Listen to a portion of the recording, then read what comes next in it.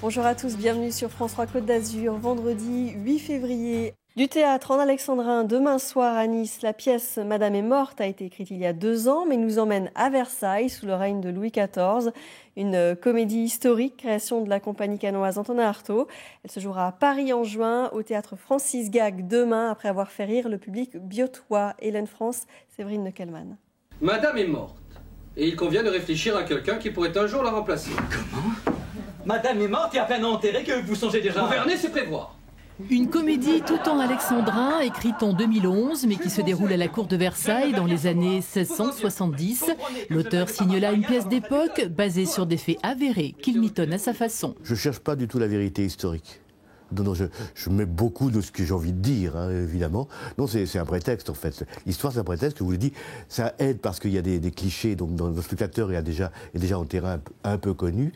Et puis, en plus, je l'emmène ailleurs, en fait. Je l'emmène dans un terrain qu'il ne connaît pas du tout. Un sentiment que vous éprouvez, chère cousine. Vous avez donc un cœur. Je rêve, j'hallucine. Riez. Mais j'ai un cœur, en effet, quoi qu'on dise. Oh, j'en suis, croyez-le bien, la première surprise. Elle est déterminée.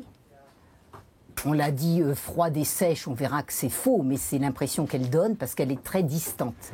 Et elle fait peur, disons qu'on la craint. La grande mademoiselle, c'est la Montpensier, première fortune d'Europe, cousine germaine de Louis XIV, que ce dernier essaya en vain de marier à son frère.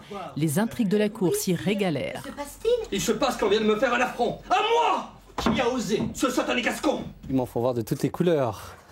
Entre la grande cousine et puis mon frère, qui ont leurs défauts mais aussi leurs qualités quand même. Donc je dois me dépatouiller dans tout ça. La chance que j'ai, c'est que c'est moi quand même qui commande et qui impose.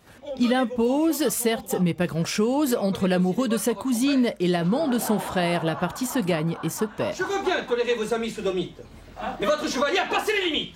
L'importance du texte, mais elle est primordiale. C'est ce qui nous permet, c'est notre ossature, c'est le génie de l'écriture qui est là et qui nous permet à notre époque encore de vivre comme à l'époque de Molière, mais avec des jeunes auteurs.